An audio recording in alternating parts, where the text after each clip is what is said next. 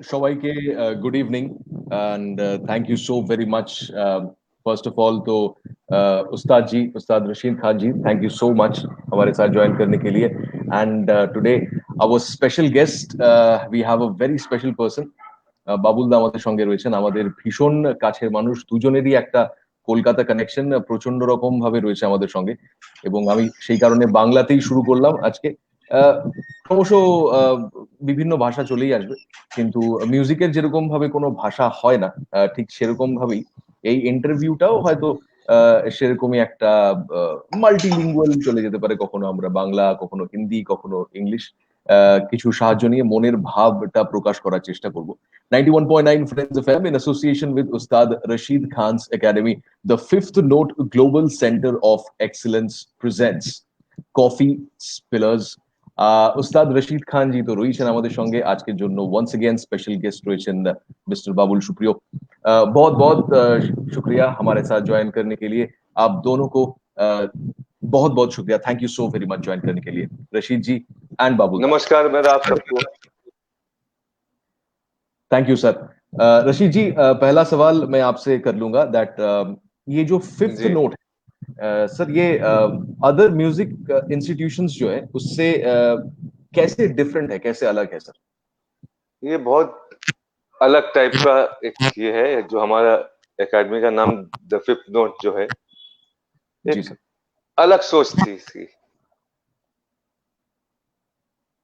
और बहुत प्यारा नाम है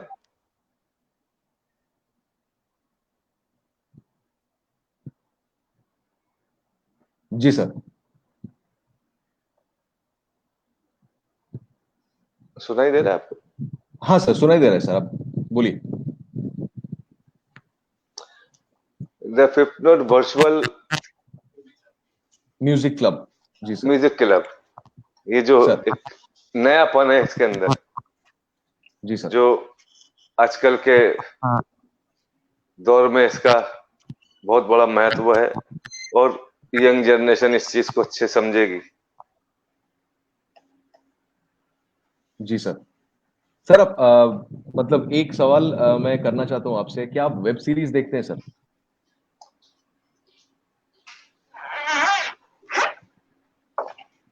वेब सीरीज मतलब वो सर इंटरनेट पे अभी ओटीटी प्लेटफॉर्म्स वगैरह हैं तो जी वहां पर बहुत सारे वेब सीरीज आते हैं मतलब वो सीरियल टाइप के होते हैं वो पर वो इंटरनेट पे वो देखने को अरे सीजन ये है सर देखो ये फिफ्थ नोट का काम है ना ये जो जी आप सर बोल रहे हो सवाल ये तीव्र धा हो गया सही बात है तीव्र धा वाला सवाल है ये वेब सीरीज कहाँ देख पाएंगे हम ही कभी कभी आते हैं तो जो है सही हाँ वो तीव्र जी धा सर धा वाला हो गया सवाल एक्चुअली सर एक बहुत काफी एक मशहूर वेब सीरीज आई हुई है जिसका नाम सर बंदिश बैंडिट्स तो वहां पर दो घरानों के बीच में लड़ाई दिखाई जा रही है मतलब दो क्लासिकल म्यूजिक घरानों के बीच में लड़ाई दिखाई जा रही है अगर आपको कभी मौका मिले तो आप देख सकते हैं आपको मजा आ नहीं सकता है हम लोग का जो काम है वो अपॉर्चुनिटी जो है the fifth note global of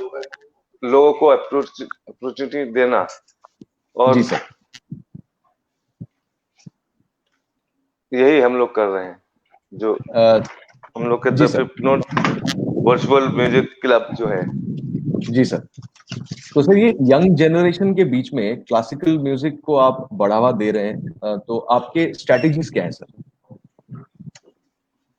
देखो बढ़ावा हमेशा क्लासिकल म्यूजिक को एक चीज क्या होती है क्लासिकल म्यूजिक तो बाबुल भाई भी बैठे हुए हैं आज लाइट म्यूजिक भी है वो भी क्लासिकल म्यूजिक से ही है जी सर कोई भी गाना कोई भी फिल्मी गाना कोई भी गजल कंपोज होती है तो एक राग के ऊपर ही होती है क्लासिकल का वो महत्व है जी सर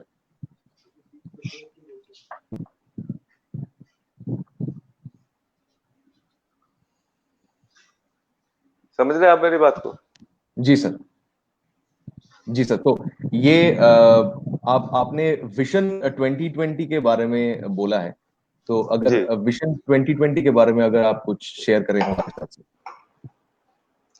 देखिए विजन 2020 में हम लोगों ने जो टीएफएन के तरफ से जो काम किए हैं जी सर जो टीएफएन जो काम कर रहे हैं कि एक तो काफी बच्चों को जो एक परफॉर्मर बनाना, जी सर, जो हमारी एकेडमी टीएफएन ने जो काम किया है, जी सर, एम्प्लॉयमेंट, जो बच्चे यहाँ सीख के कंप्लीट होते हैं तो वो यहीं पे नौकरी करते हैं, ये सबसे बड़ी बात है। यही प्रोफेशन बना लिया अभी। गाना बजाना एक ऐसा प्रोफेशन हो गया है, एज ए प्रोफेशन काम करते हैं हम लोग। क्योंकि जो शिष्य यहाँ सीखेगा, सीखते सीखते जो उसको तालीम हो जाती है, कंप्लीट होता है, तो वो यहीं पर नौकरी उसकी यहाँ पर एम्प्लॉयमेंट हो जाता है। जी ये सर, सबसे बड़ा टीएफएन का काम, ये सबसे बड़ा काम किया है। जी सर। सर अब अभी বাবুলদা के पास चले जाएंगे। বাবুলদা, আপনাকে প্রথম প্রশ্নটা করে নেব। এই ভার্চুয়াল মিউজিক ক্লাব আর ভিশন 2020 এর সাথে আপনি हम लोगों ने ग्लोबल फिजिटल जो विन किया है, इसके जरिए से भी काफी यंग जनरेशन को हम लोग चांस दे रहे हैं और बहुत इसको लेके काफी आगे बढ़े हैं हम लोग। बिल्कुल सर, बिल्कुल। বাবুলদা, তুমি কি বলবে এই ভিশন 2020 এর ব্যাপারে আর এই ফিজিক্যাল উইং যে লঞ্চ করেছিল ফিফথ নোট, সেটার ব্যাপারে তোমার বক্তব্য কি? What is your opinion on that? How do you look at it? देखो, पहली बात तो मैं बहुत बहुत धन्यवाद दूंगा रशीद खान साहब को, हमारे उस्ताद भाई, और पास में बैठे हुए उनके धर्मपत्नी जो बीच बीच में इनको जो बोलते हैं प्रॉम्प्ट कर रहे हैं कि क्या बोलना है, क्लब का नाम क्या है, सुर ये लगाते हैं, लेकिन पास में जो बाजा जो झंकार पहले बजता है ना, उधर से वो सुर आ रही है।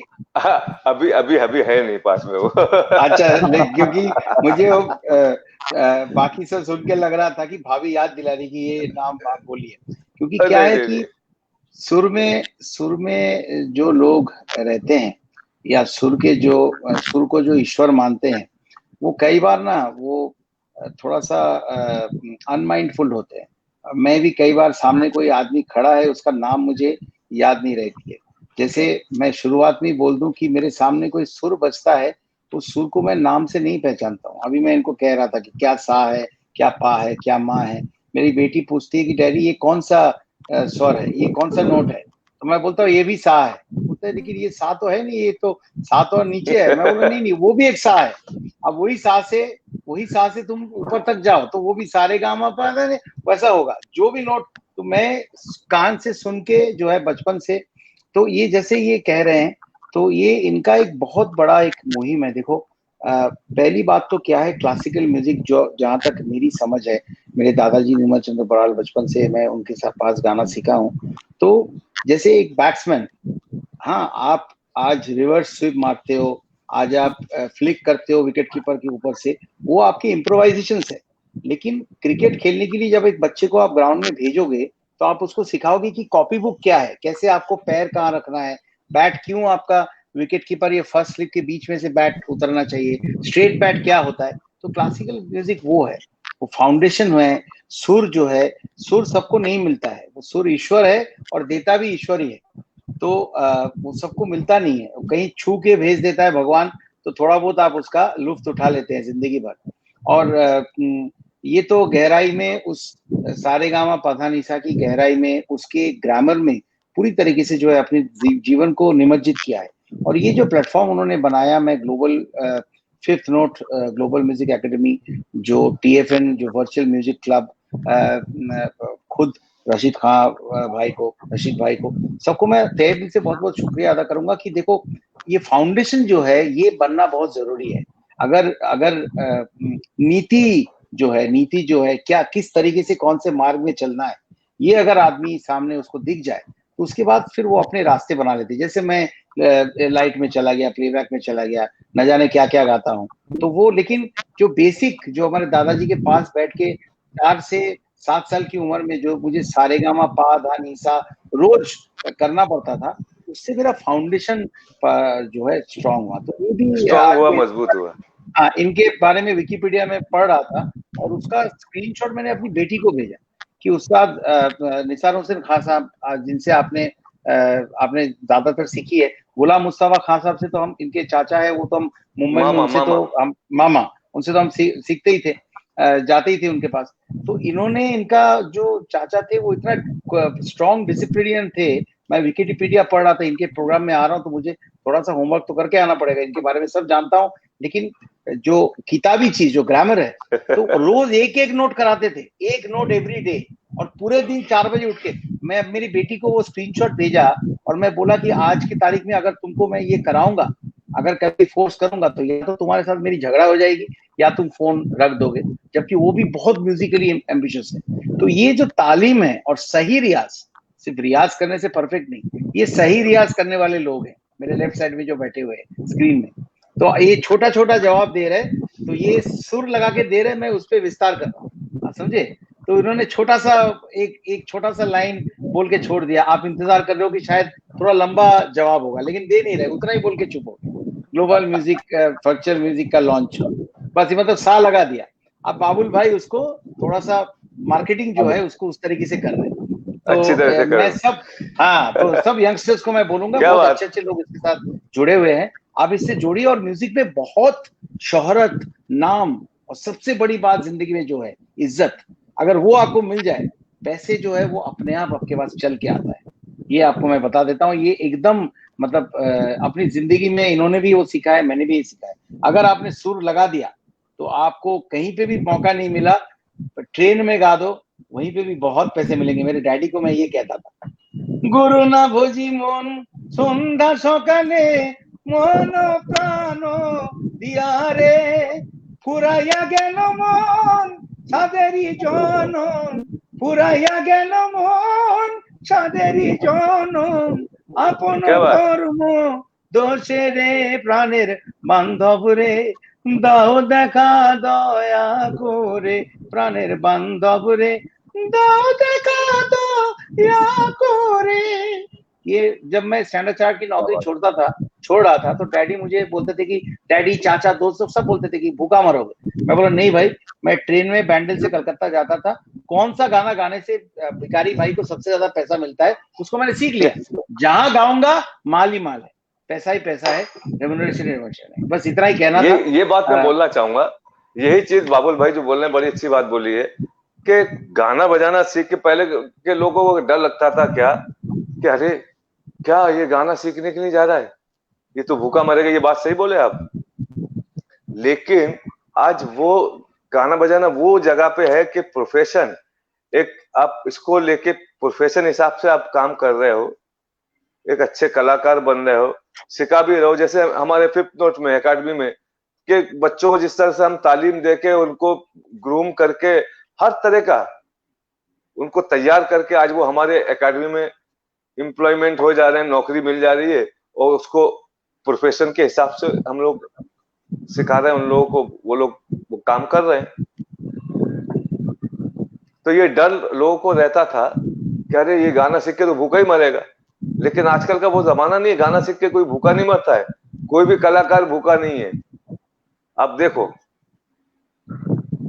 बिल्कुल जी सर, बिल्कुल। और देखो ये क्या होता है, आ, आ, आ, मेरे दादाजी जो थे उन्होंने ब्रिटिश टाइम में BA LLB लॉयर थे, निर्मल चंद्र बराड़, लेकिन वो पहले दिन कोर्ट में गए, उनके भी पिताजी जो है वो भी बहुत बड़े बड़े ऑर्गन थे हमारे पैनल के घर पे, इतना ऊंचा ऊंचा, और सब उंगली उनका चलता था, कौन सा उंगली बज रहा है वो पता नहीं चलता था, कौन से उंगली से बजा रहे कौन सा नोट, दो हाथ ऐसा चलता था। तो वो बड़े बड़े चर्च ऑर्गन्स हमारे घर पे थे, बाद में हम बेच दिया, नहीं ठीक रख पाए।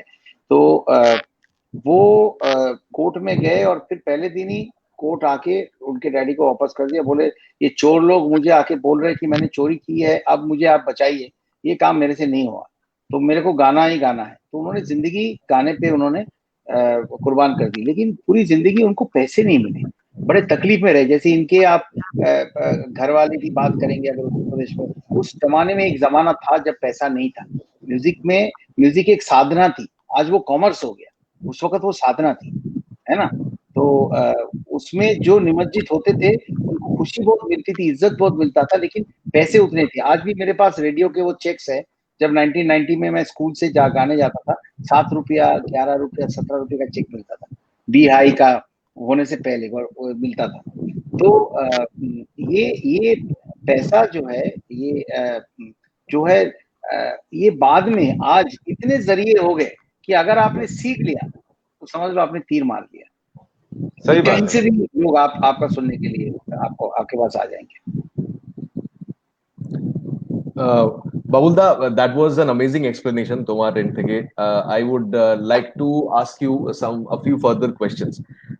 ছোটবেলা থেকে হুগলির পাড়ে তোমার বড় হওয়াটা একটু যদি আমাদের সঙ্গে শেয়ার করো, মানে কিছুটা ছোটবেলা তোমার জানতে পারলাম অলরেডি, আরেকটু যদি বিস্তারে আমাদেরকে একটু ইলাবোরেটলি আমাদেরকে বলো, the way you grew up and you finally made it so big, that you are नहीं, now an पहले international in fact।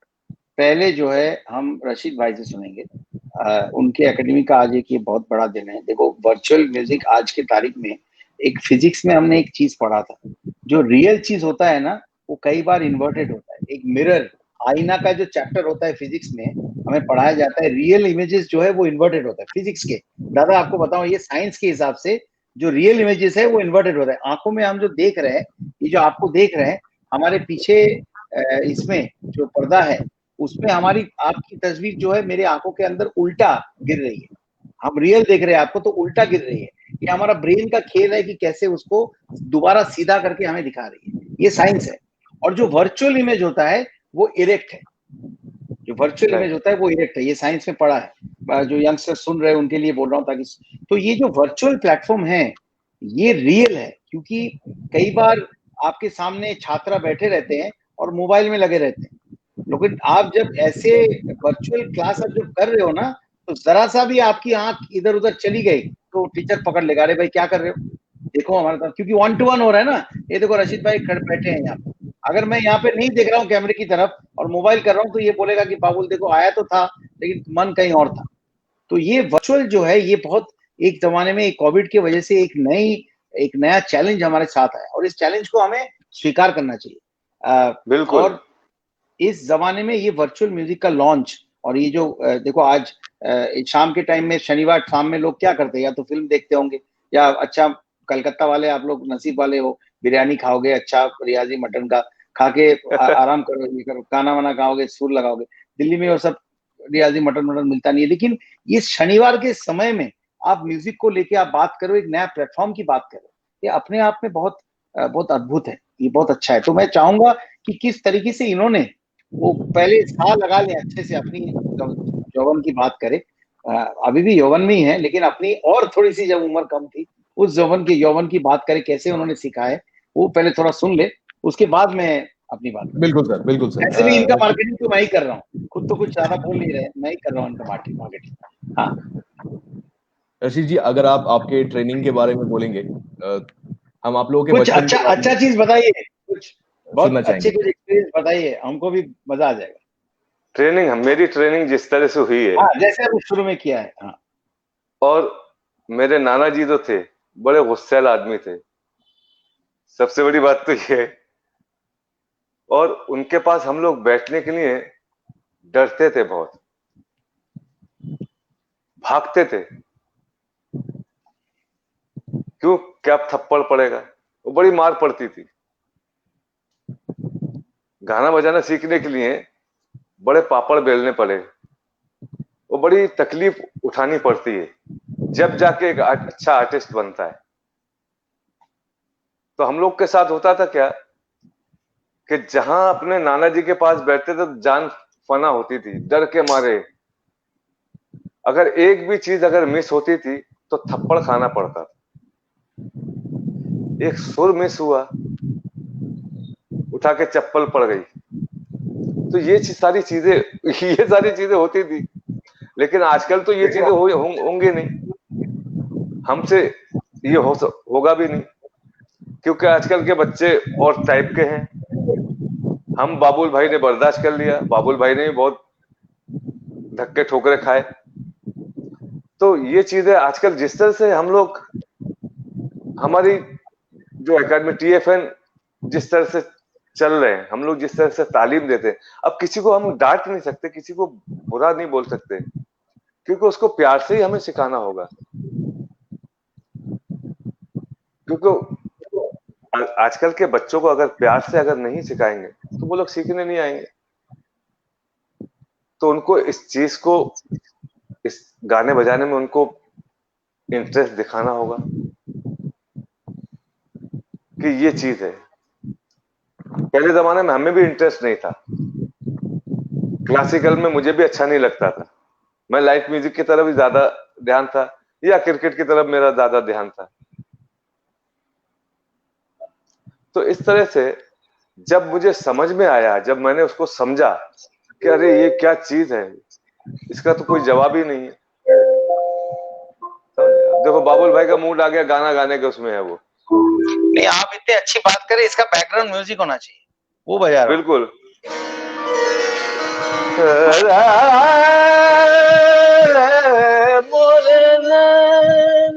ये एक बैकग्राउंड गाइए थोड़ा।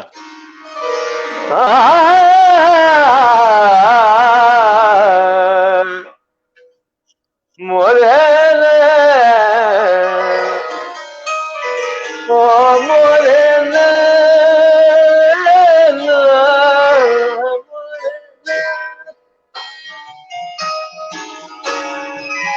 लगेगी बरसात, बलम मोहे छोड़ मोरे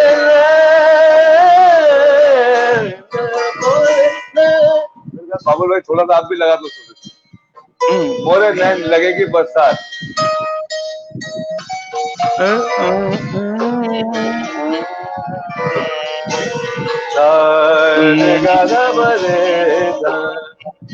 যোচনা করেছে আরি, ये बात যোচনা করেছে আরি, কাছে না আমার বাড়ি, সে যে গলি দিয়ে চলে যায় রে, क्या बात, গলি দিয়ে চলে যায় রে, যোচনা করেছে আরি, কাছে না আমার বাড়ি।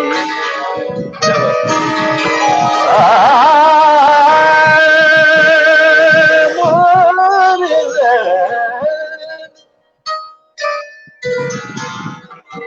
लगेगी बरसात, बाबुल भाई के लिए गा रहा हूँ आज मैं। हाँ गाइए। लगेगी बरसात,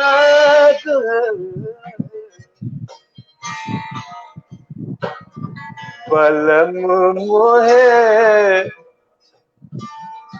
बलम मोहे,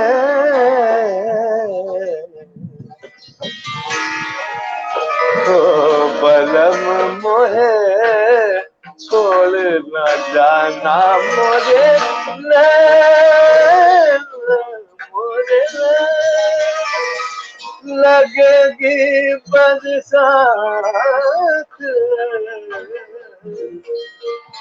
ओ बलम मोहे छोड़ बलम मोहे छोड़ मोरे। ये है मजा संगीत का। बिल्कुल बिल्कुल। और ये दूसरी चीज को ड्राइव कर रहा है। आप जैसे ये सुरमंडल का सुर लगा रहे हैं ना, हाँ, तो बहुत सारी चीजें जो है दिमाग में आ जाता है। आ जाती तो है। मुझे याद है, हाँ, तो हाँ, बहुत सारी चीजें दिमाग में आ जाती है। अब देखिए, मैं प्योर बंगाली हूँ। आज से 25-27 साल पहले मुझे हिंदी बिल्कुल नहीं आती।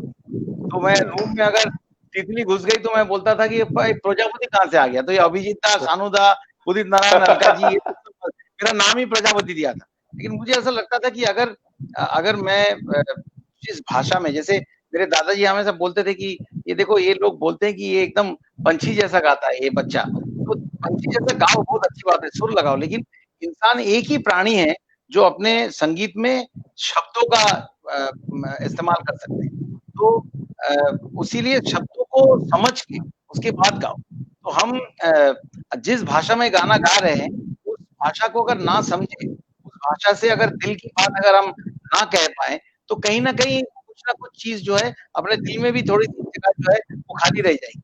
तो बाकायदा मैंने किताब बना के लेफ्ट साइड में मेल और राइट साइड में फीमेल ये शब्द जो है पूरा लिख के जो है हमने बहुत कोशिश की कि हिंदी पहले अपना हुआ करता था, अब मैं कहता हूँ हिंदी क्योंकि वही सही है ग्रामर। हिंदी अपना नहीं होता है, अपनी होती है, क्योंकि लिरिक जो जो लैंग्वेज जो है वो फीमेल है।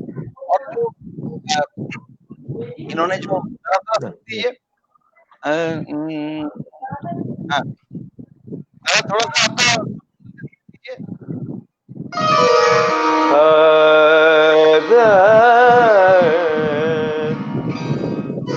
दो सुर दो। हाँ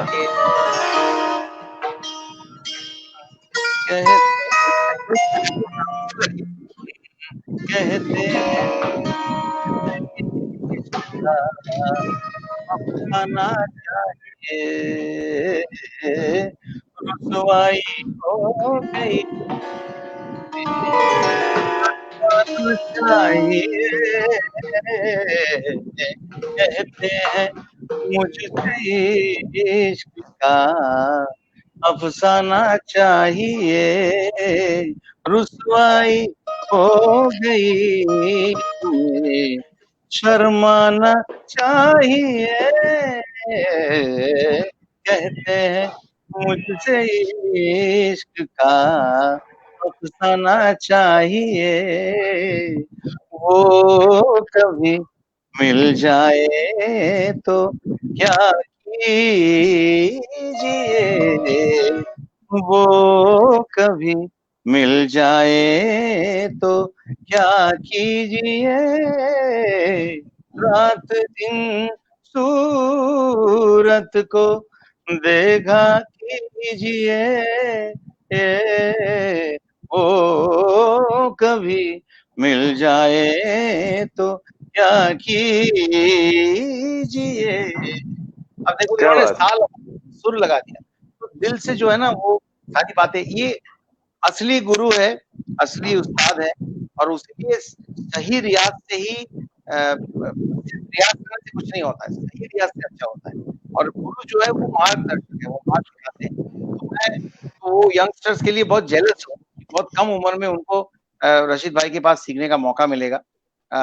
हम भी थोड़ा-थोड़ा सीखते रहेंगे, क्योंकि उम्र भले कितना भी हो, सीखने का कोई अंत तो नहीं है। तो सही में मैं आपसे थोड़ा-सा जो है गुज़ारिश करूँगा, आप और मेरा एक बहुत बढ़िया एल्बम आ रहा है। अभी आपको ये बता दूँ, आपके ज़रिए ये खबर मैं पहली बार लोगों को पता चली, हमने दोनों ने मिलके एक बहुत अच्छा कंटेम्परेरी एल्बम बढ़िया किया है। बढ़िया काम किया है। बहुत बढ़िया किया है, रिलीज़ होगा अभी। लेकिन हम ज़रा रिक्वेस्ट करो रशीद भाई को आपकी तरफ से, थोड़ा-सा कुछ हमको एक बढ़िया-सा वो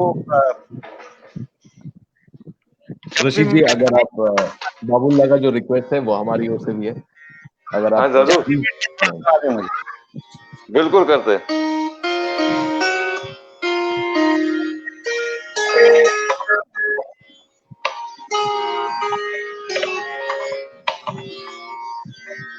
ये गाना सुन के मेरी बेटी भी आ गई दूर से। वो गाना गाता, अरे ये आ वाह, गई, वाह, वाह। छुटकी भी आ गई। ये आ गई है देखो। मैं थोड़ा सुनाता हूँ जो बाबुल भाई के साथ हम लोगों ने जो किया है काम। Please sir, please please. नहीं, वो सुनाइए,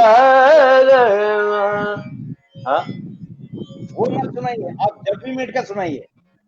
जब भी मेट का, आओगे जब अरे कितना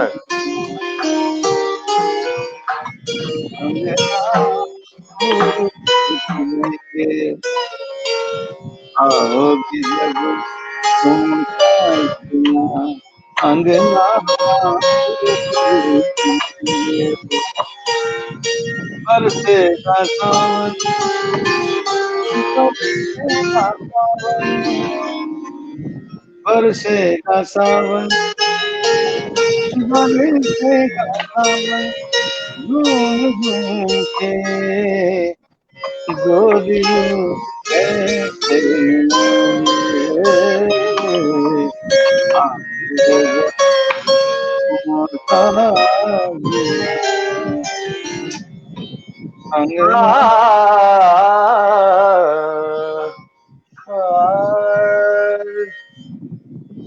आओगे जब तुम साजना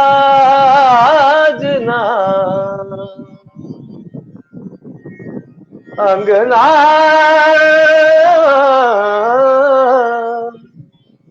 फूल खिले आओगे जब तुम साजना अंगना फूल खिले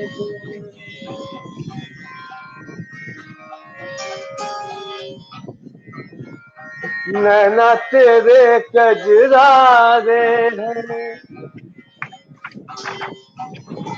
नैनों पे हम तिलहारे हैं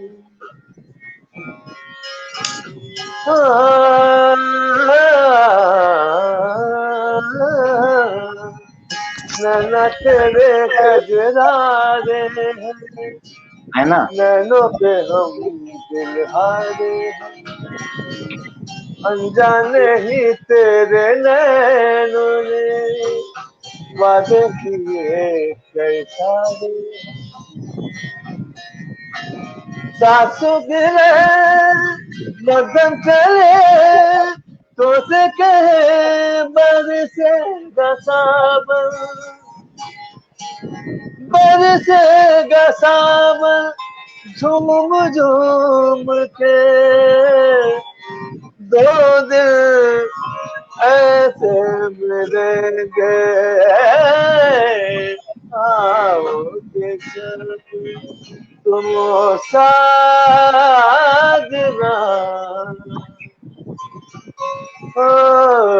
अंगना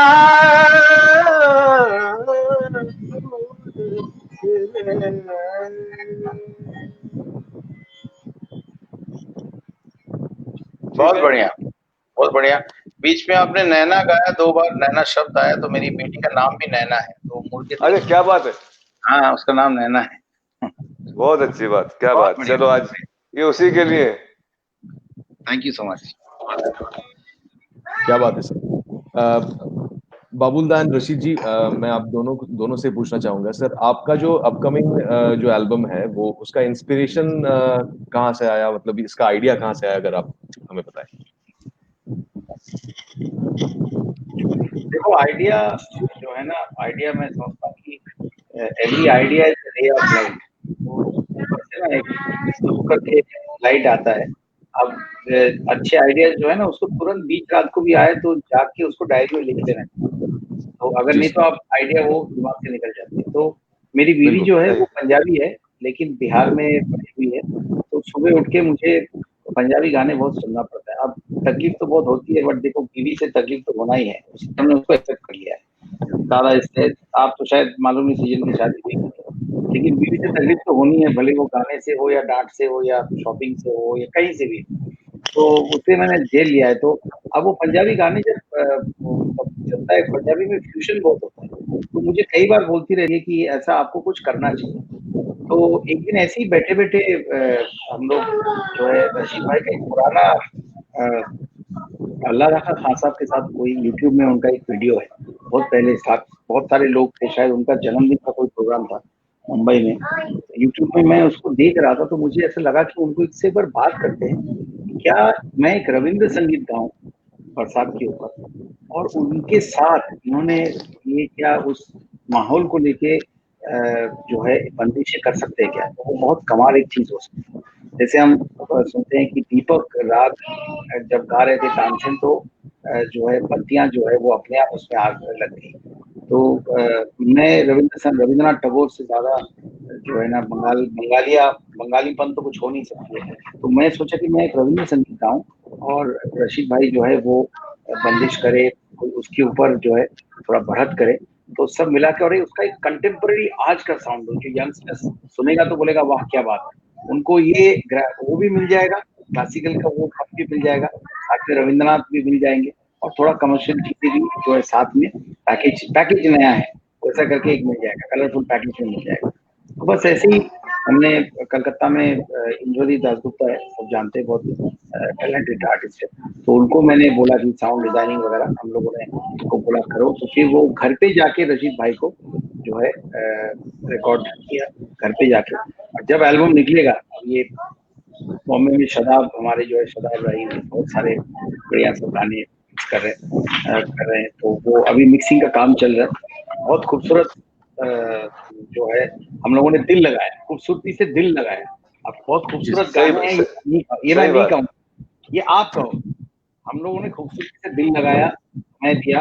और वो कितने भी बिजी है, हम कितने भी बिजी है, थोड़ा सा वक्त हम निकाल के उसमें हमने पूरी चीज दी। अब गाना कैसा है वो आप हमें बताओगे, वो मैं नहीं बोलूंगा कि बहुत खूबसूरत गाना लिखा हुआ, अब देखिए कमाल हो जाएगा। वो कहने का सही काम बात। पब्लिक का है। तो वो मैं आप लोग के सामने जो है हम लोग मिलके उसे रिलीज करेंगे।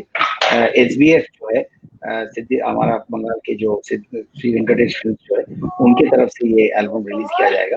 मेरे हिसाब से दिवाली के आसपास में 50 सीजन में ही आएगा, जब कोरोना का भी जो है थोड़ा सा थोड़ी बहुत कम हो जाएगी। उस गाने को आज हम नहीं सुनाएंगे, बिल्कुल नहीं सुनाएंगे। नहीं, सही बात। ना रशीद भाई गाएंगे, ना मैं उसे गाऊंगा। उस वक्त पूरा कंटेम्प्रेरी पैकेज के साथ आपको वो चीज प्रेजेंट किया जाएगा।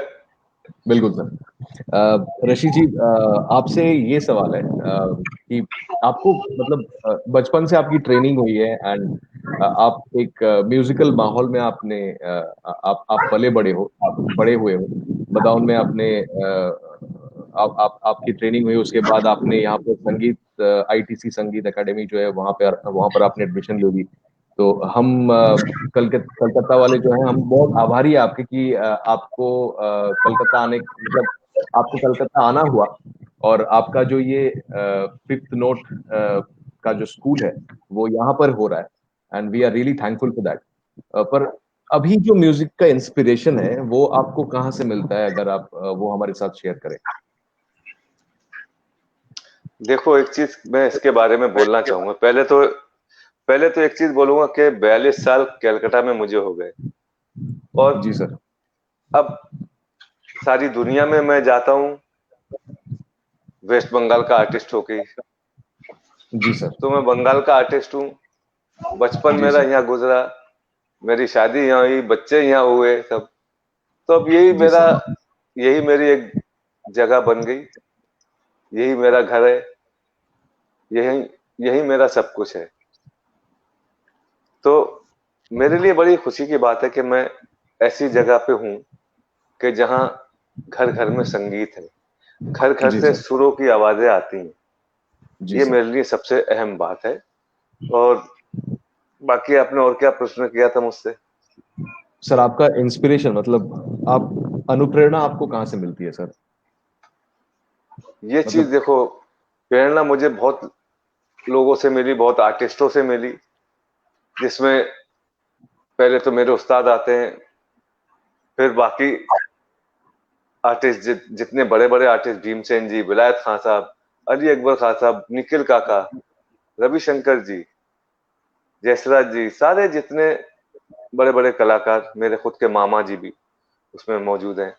तो इन लोगों से इंस्पिरेशन मुझे जो मिला, और जो सुनने को सुन सुन के अच्छा मैंने सुना, सारे बुजुर्गों के बीच में मैं रहा, और उनसे जो मुझे सीखने को मिला, अच्छी अच्छी चीजें मुझे सीखने को मिली, जिसका फायदा आज मुझे मिलता है।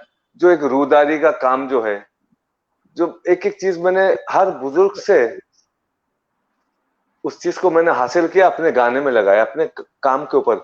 क्योंकि मुझे राशिद खान बनना अगर था, नहीं तो मैं किसी की अगर नकल करता, अमीर खान साहब हुए जैसे, गुलाम अली खान साहब, ये सब कलाकार, तो मैं एक जमाने में अमीर खान साहब को बहुत फॉलो करता था।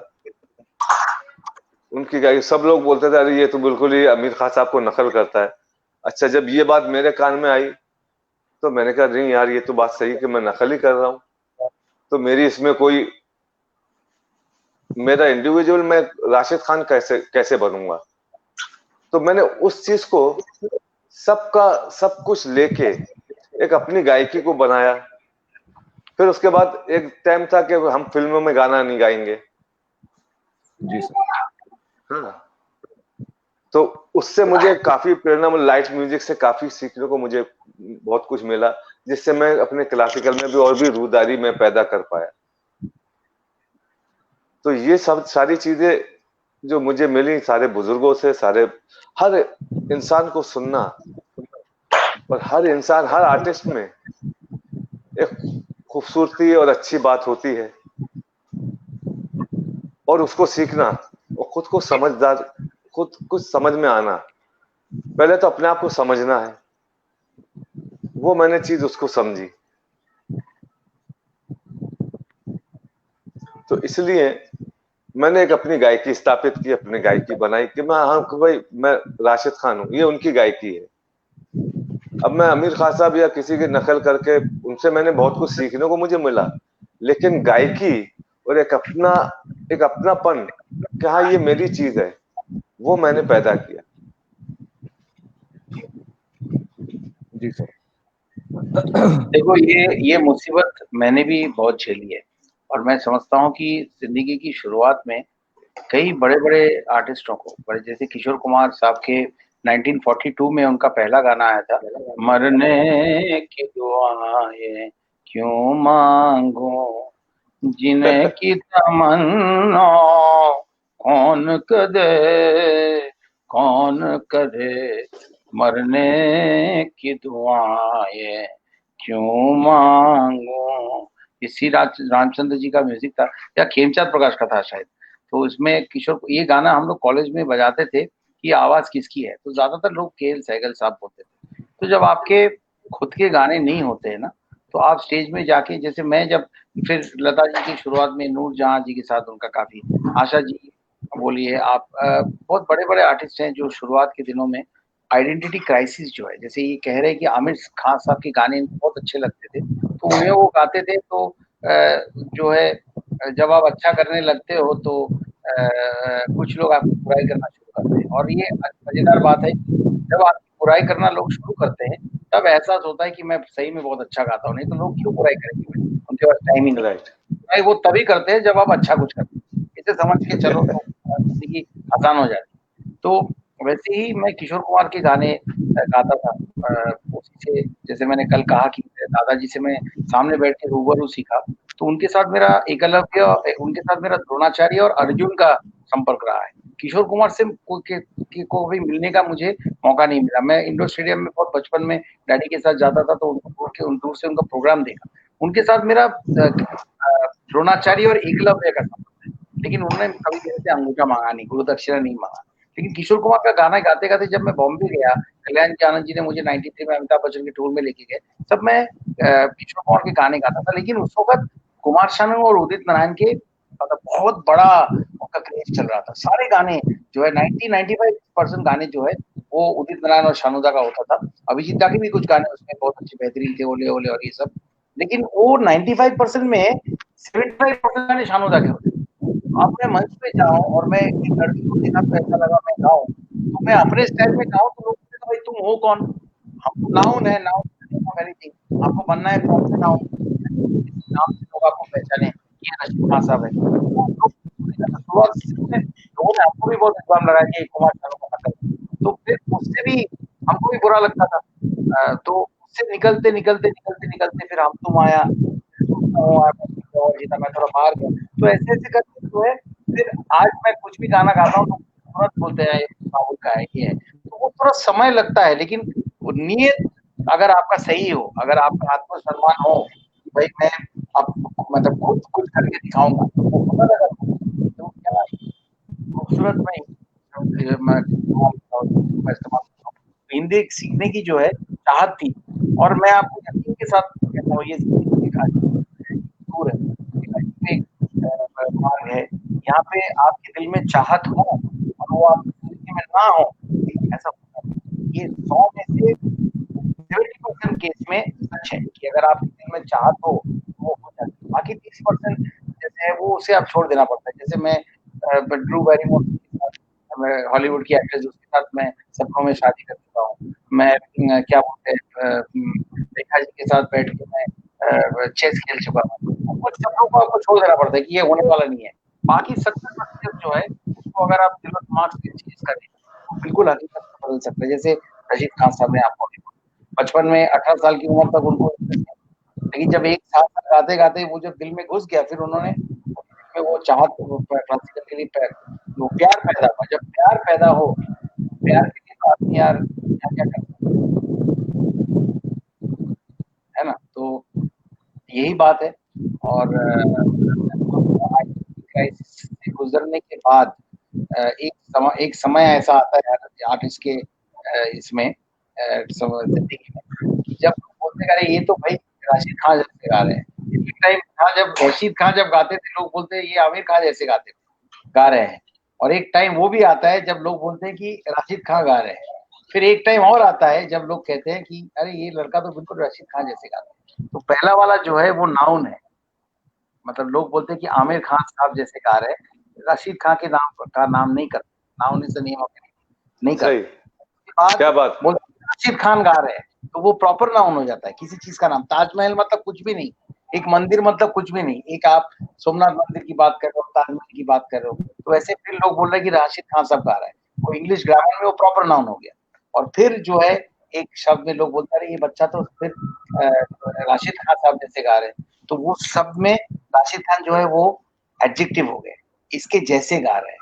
अब जो लड़का गा रहा है वो जो है वो नाउन हो गया, क्योंकि लोग उसे कह रहे हैं कि ये राशिद खान साहब जैसे गा रहा है। फिर उसकी जिंदगी की पटरी चलना शुरू होता है, फिर कभी जाके वो कोई कोई उसका एक नाम होता है, एक नाम होता है, फिर वो उसको अगर और आगे लेके जाएगा तो फिर एक भी आएगा जिसको सुन के लोग बोलेगा अरे ये तो यही जैसा गाता है। तो ऐसी जिंदगी की साइकिल चलती है।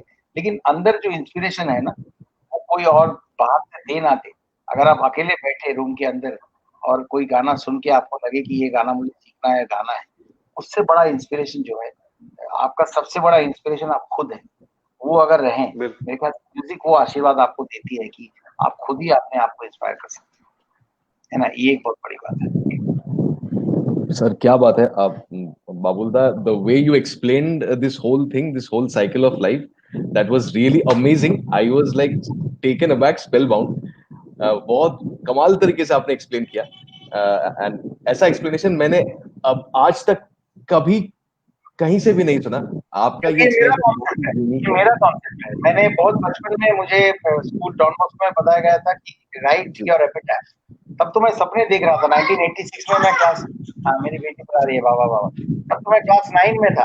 वो 86 जीते गया था 1986 में, वो सॉल्ट स्टेडियम में लाइन देके। हाँ, तो तब मैंने एपिटाफ कॉन्टेस्ट था। देखो सपना देखो तो बड़ा देखो, नहीं तो देखो ही मत, है ना। बिल्कुल मुझे हो सही तो बिल्कुल बात। बिल्कुल मुझे हो बिल्कुल। नथुलाल जैसे हो, नथुलाल जी जैसे हो, वरना ना हो। तो सपने अगर बड़े देखो तो उसको उसको इजहार कर, उसको कहने की ताकत भी रखो, साहस भी रखो। हाँ भाई मैं सपना देखता हूँ कि ये फलाना मैं करके दिखाऊंगा। नहीं हुआ, नहीं हुआ, कोई बात नहीं, मैंने कोशिश तो की थी ना, ये मेरा सपना था, नहीं हुआ कोई बात नहीं। तो वो आपको अपना आपके आप अंदर वो हुनर होना चाहिए। लेकिन जब एबिटा कॉन्टेस्ट था उसमें मैंने लिखा था कि I am born as a noun, noun is the name of anything. I want to sing so well that people will know me as a proper noun, और I want to die as an adjective. तो क्या है कि हाँ ऐसा गाना। अब लोग कुछ भी बोले, मैं समझता हूँ, और 40 साल तो मैं डेफिनेटली जीऊंगा, 40 पैंतालीस 35 तो जी लूंगा, फुटबॉल वुटबॉल खेलता हूँ अभी, सेहत ठीक रखता हूँ तो जी लूंगा। तो तब तक जो है संगीत में कुछ ना कुछ जो है अच्छा तो कर ही लूंगा, ऐसा मेरा ये है, एक सपना है। अब वो सपना जिसको मजेदार लगे वो आदमी मजेदार होगा, तो मैं उससे क्या बात करूं। और जो गहराई वाला आदमी है वो समझेगा कि हाँ ये कुछ जिंदगी में कुछ करना चाहता है ना। तो आप रेड रोड से जब फोर्ट विलियम से ईडन गार्डन की तरफ जा रहे हो तो आपको मालूम है कि आप यूटर्न लेके दोबारा ईडन गार्डन से फोर्ट विलियम तक वापस आ सकते हैं। लेकिन हम तो ये जिंदगी की पटरी से जा रहे हैं, किसी ने तो ये कहा नहीं कि भाई आप ये वन वे स्ट्रीट है, आप वापस यहीं पे आ सकते हो, किसी ने कहा नहीं, एक ही दिशा में हम जा रहे हैं, वन वे स्ट्रीट है। तो वैसे ही ये वन वे स्ट्रीट जो रशीद भाई ने बनाया वर्चुअल म्यूजिक क्लब, ये जो है वर्चुअल म्यूजिक क्लब, वहीं पे वापस आ जाओ और बताओ यंगस्टर्स को कि भाई इसके साथ आप जुड़ो, इसमें आप सीखो, और सीख के ए से बी बनो, बी से सी बनो, ताकि लोग संगीत के साथ आपको जुड़ सके, और संगीत के साथ लोग आपको तभी जुड़ेंगे जब आप संगीत से जुड़ेंगे। और क्या हिंदी बोला। क्या बात क्या बात है सर, बहुत बहुत शुक्रिया हमारे साथ आने के लिए, हमारे ऑफिशियल फेसबुक पेज पर आने के लिए। और ये जो आपका इंस्टीट्यूट है, वर्चुअल म्यूजिक क्लब है, the fifth note global centre of excellence है, ये काफी सक्सेसफुल हो, काफी हद तक यंगस्टर्स आपके साथ जुड़ जाएं। और आप जैसा तजुर्बा सर, रशीद जी, आपका जितना तजुर्बा है आप वो हमारे साथ बांट लें। हम जैसे यंगस्टर्स और हमारे से छोटे जो यंगस्टर्स हैं, जो एकदम नए लोग हैं, जो जिनमें सुर की मतलब आशीर्वाद जिनके पास है, गाना गाने की कला है जिनके पास, वो आपसे जुड़ जाए। और आजकल मतलब यंगस्टर्स क्विक फेम चाहते हैं, पर ये जो लंबा ट्रेनिंग का प्रोसेस है, ये अगर आप उनमें जो ये जो धीरज है कि आपको लंबा ट्रेनिंग लेना है, अगर ये एक मैसेज आप यंगस्टर्स को दे दे सर आपकी तरफ से, तो बहुत मेहरबानी होगी सर। मैं एक चीज कहना चाहूंगा कि एक चीज क्या है कि लोग बहुत डरते हैं कि क्लासिकल म्यूजिक अगर सीखने जाएंगे तो 20 साल लगेंगे। जी पहला सर। पहला तो डर ये है, ये लोग जी जो सर। बोलते हैं 20 साल इसको रिगड़ो तब जाके सुर आपके पास आएगा, ये कॉन्सेप्ट एक बहुत खराब, मुझे ऐसा लगता है। लेकिन इतने टैलेंटेड बच्चे हैं कि साल 2 साल में यूं करके पकड़ते हैं कि आप सोच भी नहीं सकोगे। जी सर। हमारी एकेडमी में द फिफ्थ नोट में कितने बच्चे ऐसे हैं कि 2 साल हुए हैं, 2 साल में इतनी अच्छी तरक्की उन लोगों ने की, इतनी रागदारी सीखी, काफी मालूमात हो गया, काफी तजुर्बा आ जाता है। ये अपने ऊपर भी डिपेंड करता है कि मैं 20 साल क्यों भाई, 20 साल किस लिए, मैं 5 साल में वो कंप्लीट, अगर मेरे अंदर इतनी काबिलियत है तो उस चीज को मैं 5 साल में खत्म कर सकता हूँ। ये कॉन्सेप्ट 20 साल का जो सबको एक डरा के रखा था, अरे वो तो 20 साल सिर्फ साल लगाने में ही चले जाएंगे, ये बेकार का, मुझे ऐसा नहीं लगता है। लेकिन जहां तक सवाल ये है कि देखो, भगवान ने, अल्लाह ताला ने बुद्धि दी है और एक सोच दी है, एक रूह दी है मुझे, कि मेरे अंदर एक रूह आ रही है, मैं गाना गाने का पागल हूं, ये चीज मैं सोचता हूं, तो वो चीज को मैं 20 साल क्यों सोचूंगा, क्यों मुझे 20 साल तक जाने नहीं, भाड़ भाड़ में जा भाई। मुझे अपना जो काम हासिल करना है, ये मेरी बुद्धि और मेरी सोच, मेरी समझ के ऊपर डिपेंड करता है कि उसको मैं किस तरह से मैं अपने अंदर उसको लूं। संगीत एक ऐसी चीज है, सुर ऐसी चीज है, मुश्किल काम है, बहुत मुश्किल है, 1 साल लगाना कोई आसान काम नहीं है। लेकिन टैलेंटेड आजकल इतने बच्चे, इतने टैलेंट हैं, उनके अंदर टैलेंट भरा हुआ है, 1 साल लगाने में, साल भर अगर सारे गामा पादा नहीं सा सा लगा लिया तो एकदम सुर बैठ जाता है। और सुर जब बैठ जाता है ना, तो फिर वो आगे बढ़ना अपने आप ही शुरू हो जाता है उसका। बोलते हैं रोक के सुर लगाओ, रोक के सा भरो, ये हम लोगों को सिखाया गया। तो यही मैं कहना चाहूंगा, ये चीज को 20 साल को दिमाग से हटाएं, 5 साल को दिमाग में लाए कि 5 साल के अंदर मेरे अंदर वो गर्स है कि मैं 5 साल में करके मैं दिखा सकता हूँ, वो टैलेंट है, और वो बच्चे वैसे हैं आजकल। तो यही मैं कहना चाहूंगा कि इसके ऊपर बने रहे। जी सर। इस चीज को सोचें। एब्सोल्युटली सर, बहुत बहुत शुक्रिया हमारे साथ आने के लिए, thank you so very much. और अभी हम आपसे अलविदा लेंगे, हम इंटरव्यू के आखिर में पहुंच चुके हैं। Thank you so very much हमारे साथ आने के लिए। बाबुलदा, अनेक अनेक धन्यवाद। रशीद जी, बाबुलदा का बहुत बहुत शुक्रिया, आज मैंने उनका गाना सुना, बहुत अच्छा लगा। इतनी तकलीफों में बाबुल भाई गाया, ये मुझे, और जितनी भी आवाज खराब हो, आवाज खराब में गाना अच्छा होता है, सुर अच्छे लगते हैं, ये मेरा मानना है। तो अच्छा हो गया, बहुत अच्छा लगा मुझे। Thank you. Thank you. Thank you sir, हमें बहुत खुशी हुई। थैंक यू वेरी मच, बाबुलदा, thank you so much. Thank you. Thank you. शुक्रिया, नमस्कार।